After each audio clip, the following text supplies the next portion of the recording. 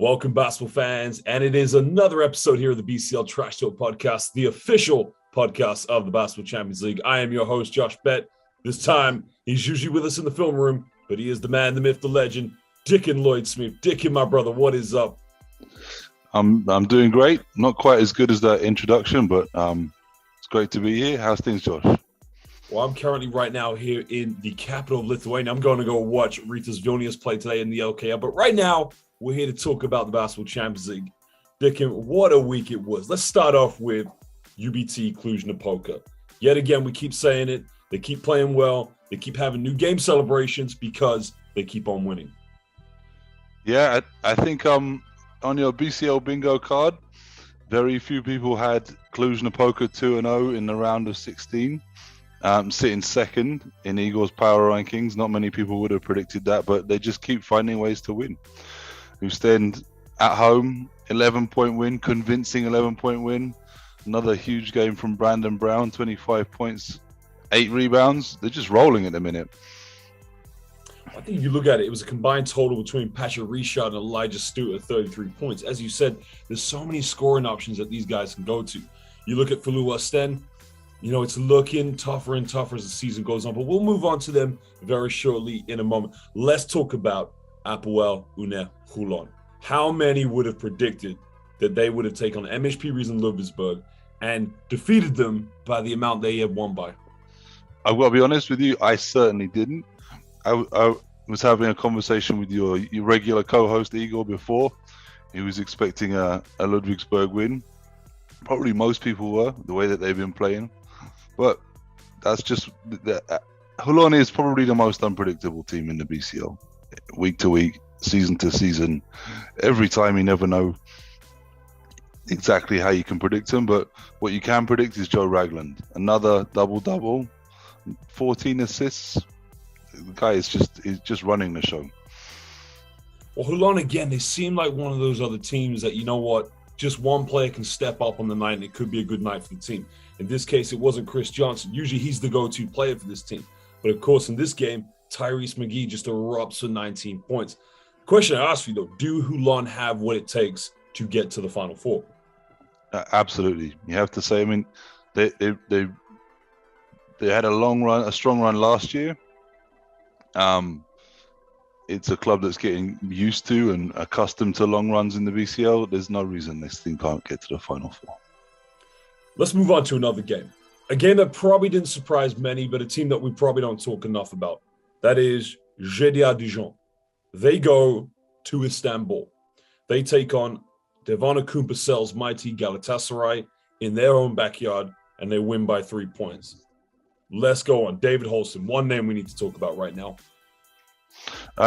Holston again, double-double, 18 and 10. I'm going to plug an article of my own, shamelessly here, coming out, talking about the best pick-and-roll playmakers in the BCL, and that the players that lead the league in chances created and chances scored, so chances they create for other people and chances they score themselves in the pick-and-roll.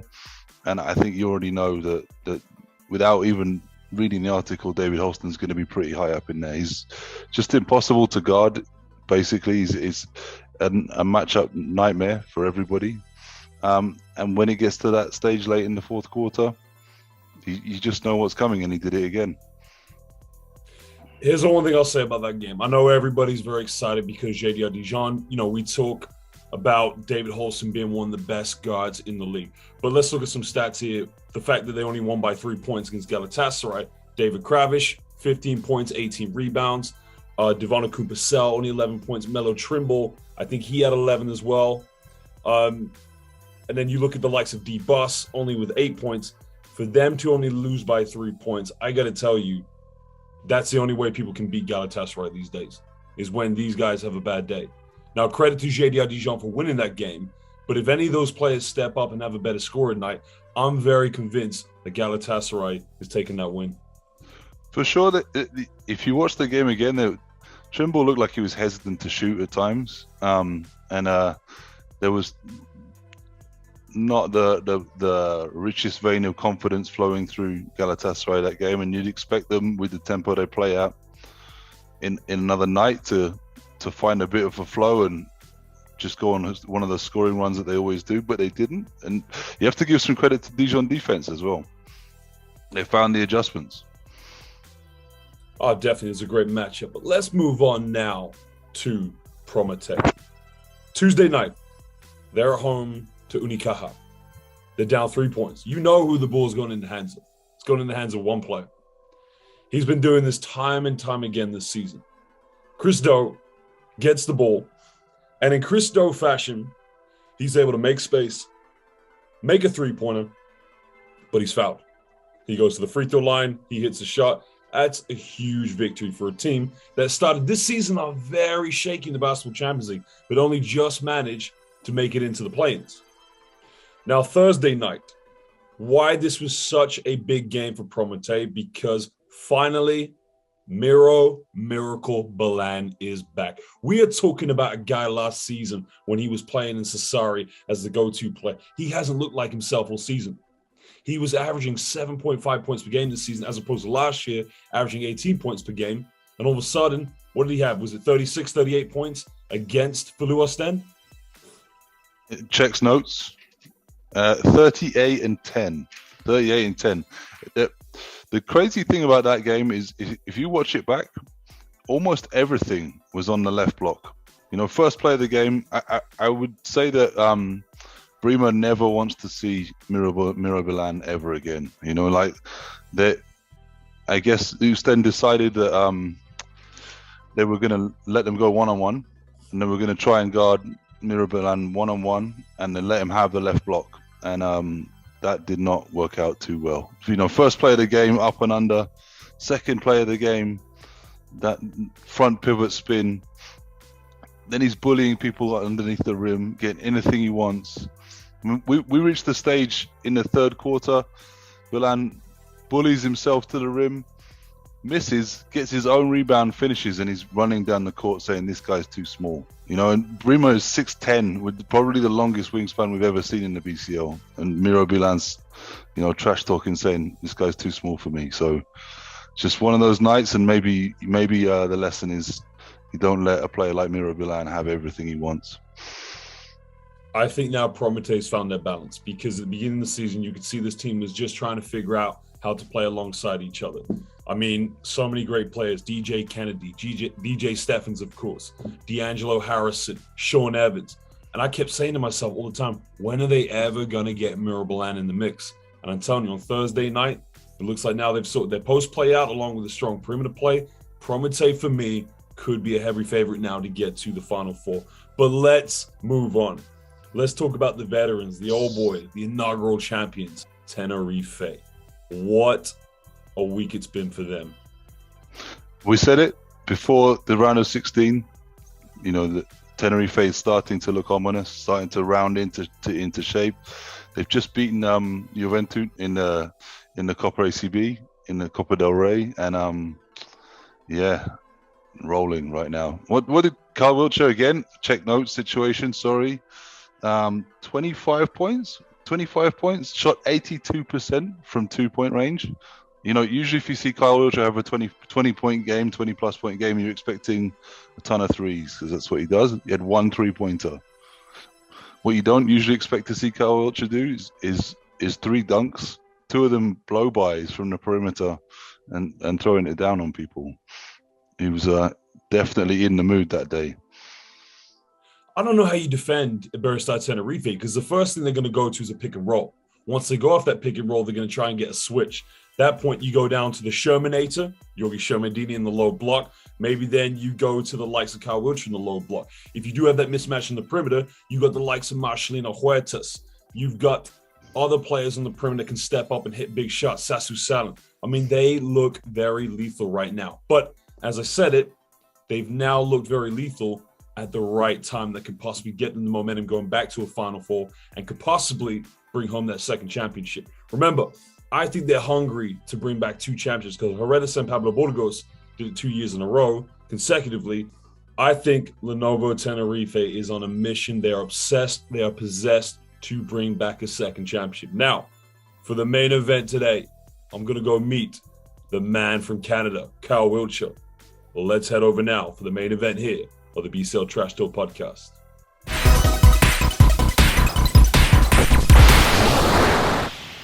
Well, this is the main event of the Basketball Champions League official podcast, the BCL Trash Talk. We're here with a very special guest, Kyle Wiltjer of Lenovo Tenerife. Kyle, thank you for joining us. How are you doing, my brother? I'm doing fabulous. I appreciate you guys having me on. We had to get you on at some point, man, because look, you know, the thing about Lenovo Tenerife is that you guys have just hit gear right now. You're getting things going here in the round of 16. I mean, what's the confidence like right now in the camp?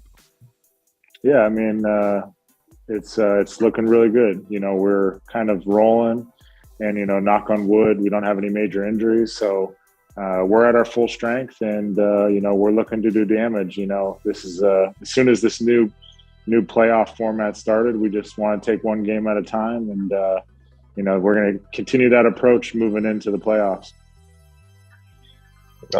Obviously, you had to go through the play-in series, and you had probably the toughest opponent. A lot of people saw Pinar Karšiaka as the main favorites to win the whole thing.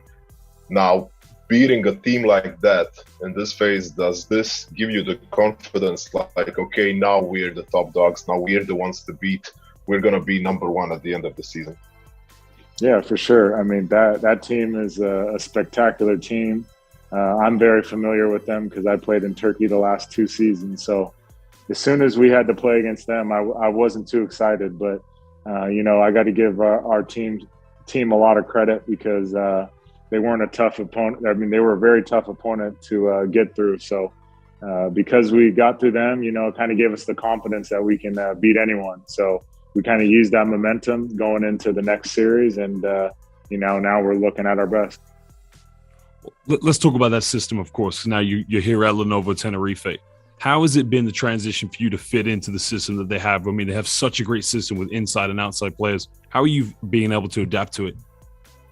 It's been great because, you know, it's just an unselfish brand of basketball. You know, any given night, you can have a player with 15, 20 points. But, you know, if it's not your night that night, you know someone else is going to pick you up. So, we have an amazing coach who just has this great brand of basketball, and you know it's very hard to you know incorporate that on a team and have it for many years in a row. So he's been able to build something very special here, and I'm just glad I was able to come and you know fit in and just try to do my role, whatever that means, every night. If I'm not mistaken, you already played with Shermadini and Salin in Malaga. I'm assuming you probably know Aaron Dornekamp from before. Did that help the transition to kind of, because it just went so fast, like it was, okay, Kyle Wiltjer is the new player, and 2 weeks later, okay, Kyle Wiltjer is the top scorer. Yeah, for sure. It always helps, you know, seeing familiar faces, and it just makes you feel more comfortable.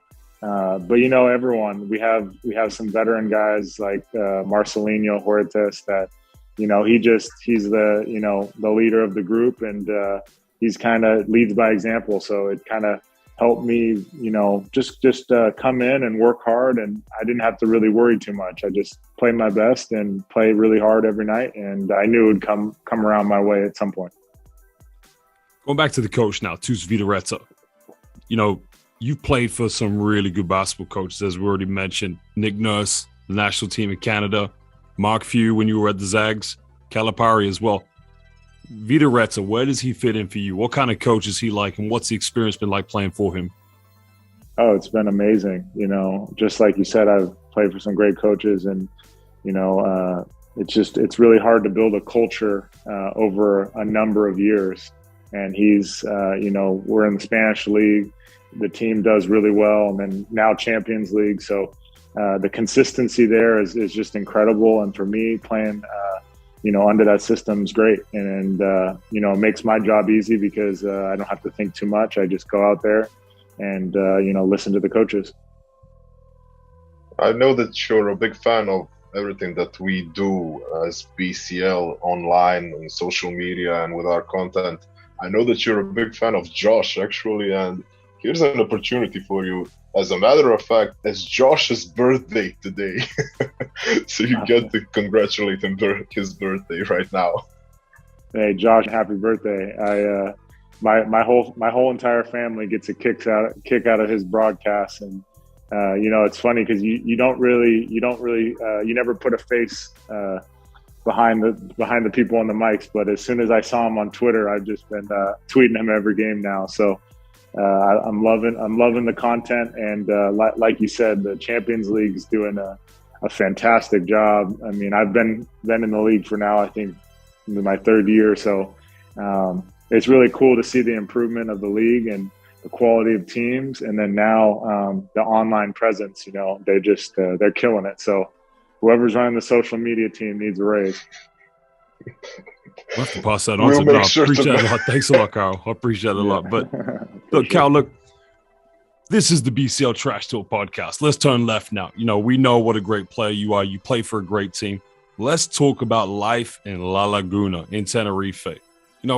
What is the go-to place for you to go get some food? Oh man, it's a beautiful place, and you don't realize how beautiful it is until you go somewhere else. And I think it's funny, you're from London, but I think we had a flight into London, and we were getting off the plane, had to get on the bus. It was freezing, and then as soon as we touched down on the island, it was 25 degrees Celsius out here, and it was just like I had to take my pants and jacket off. So like you said, it's a beautiful place to live, and I'm really blessed to see the world, but also live in this beautiful place. You became a father not long ago. That must be a special experience raising a kid in the Canaries. What's it been like for you now that you're a dad? Has anything changed professionally for you? No, just I would say your focus is on a higher level, because you're not just providing for you and your wife, you're providing for a baby as well. So I just want to make her proud. Someday she'll look back and see these pictures of living on a beautiful island. The other day we went and got coffee at the beach, and we're really blessed to see the world and also show her the world, because she's just under 1 now, but as she gets older, she's gonna have some really cool memories to look back on. Now, Cal, I look at your team right now, and this is what I mean by the championship DNA, is that you guys all seem to have a purpose within the system, and you guys look so focused. It doesn't look like there's anything that can get you guys riled up. You guys want to play inside, you play inside. You want to go to the perimeter, even yourself, you can step out. But, let's talk about practices. You guys seem like a very close unit. What are those atmospheres? Is there a little bit of trash talk? Is there a bit of brotherly love going on? Does it get physical? What's it like behind closed doors with Lenovo Tenerife when the cameras aren't watching? Yeah, a perfect example of that was today before our practice. We're gearing up for, not a Champions League game, but a very important ACB game. We're playing in a cup game. So, before practice, we're all on the court. We're joking around with each other, just very loose, not taking life too serious. But as soon as the coach comes in, blows that whistle, it's laser focus. It's the minute we're stretching to the minute we're doing 5-on-0.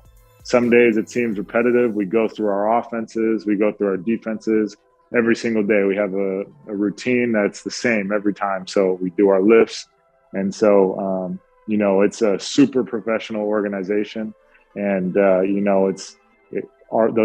group, I got to give us credit because, like I said, we're all jokes off the court. But as soon as it's time for business, we all focus and we really take our job seriously. You've got the cup coming up. You just mentioned it. It's a chance to win a trophy, basically. 3 wins, and there's a piece of silverware for you. Was that like the real motivation for you to get to Tenerife to finally get to trophies on professional level now after you won the NCAA, right? Yeah, for sure. It's a huge goal of mine, and each competition, they're big tasks. There's a lot of good teams out there, but I think that if you just take one day at a time, anything's realistic. And like you guys said, there's a lot of championship DNA on this team. So who knows if we'll be lucky enough to win a trophy, but, we're going to do everything we can to do that in any competition. So we just got to take one day at a time. And, hopefully you'll see on Instagram someday me holding up a trophy. I would love that. But, what has been your most special moment, I'd say in the last 2 years here in the Basketball Champions League, whether it was in a game or practice? What's been the most moment that you're going to remember for the rest of your career? Yeah, for us, when I was this season is not finished here. There's a new chapter, hopefully I can write with Tenerife. But, when I was with Turk Telecom and going to the, the Final 8 deal in, I think it was in Athens. It was just a super professional event. And, I'm not just trying to, get loved by Champions League. Like, I really respect what they're doing. And whether I'm in it next year or not, like, I definitely respect what they're doing. And it shows. Like, it was a really cool event. Even though we lost, we had a great time as a team. And for Turk Telecom, just to put that program on the map and on the European competition was amazing. And then now you fast forward to this year. Now I'm in the playoffs again. And like, it's crazy because we could have lost to Karsheka and been out of it and then just been playing Spanish League. But we're fortunate to keep playing. And that's what it's all about. And we just want to hopefully win a championship. Time flies. It really does. I mean, just a couple of seasons ago, you were the new guy in European basketball. Now all of a sudden, like, you're the mentor to the younger guys that are coming abroad. Who are the most influential players that you talked to before arriving to Europe? Who made the difference for you? Like, who gave you the best advice? My dad played many years overseas. But, when I was, my rookie year as an NBA and one of my veterans was Patrick Beverley, who actually, before he made a name for himself in the NBA, was overseas. And when I got the offer to go to Olympiacos, like, he told me, like, you better sign tomorrow. Like, that's an amazing club. And also, take away whatever club you play on, like, you get to see the world. So go over there. It's a really tough basketball and enjoy yourself. So that was probably the biggest, words of wisdom from him, because I didn't know much about European basketball because it's not televised on the States too much. But now, I'm on the road with Tenerife and I'm watching other games, other leagues, other countries. And it's a really, really fun atmosphere because, there's just amazing fan support and amazing clubs in many countries. Let's just talk about your last name. It sounds really European. Did you ever go into your roots? Like, where does it come from? Because it sounds Dutch, really does. Yeah, no, I think there's definitely some Dutch in there. And I haven't really dug too deep into my roots. I just know, growing up, my dad played for Canada, and that's, why I play for Canada as well. So it's something I'm very proud of, that heritage. So, that's why I just hope to continue to make my family proud and no matter where I'm playing. I think Igor was looking for you to say that you had some Croatian heritage at that point so that you guys could have a bond with each other. But look, no, of course. Look, Kyle, man, we appreciate you coming on. And, the basketball fans here in Europe, they get the experience of seeing you play. It's not very often that you can see a big man go post up in the low block and then step out on the perimeter. So it works both ways. We appreciate you coming on here, the BCL Trash Talk podcast. Lenovo Tenerife, sky's the limit. We wish you guys all the best of luck, my man. Yeah, I appreciate it. Thanks again for having me on. And, you guys are killing it. So we appreciate that. It makes it fun for us.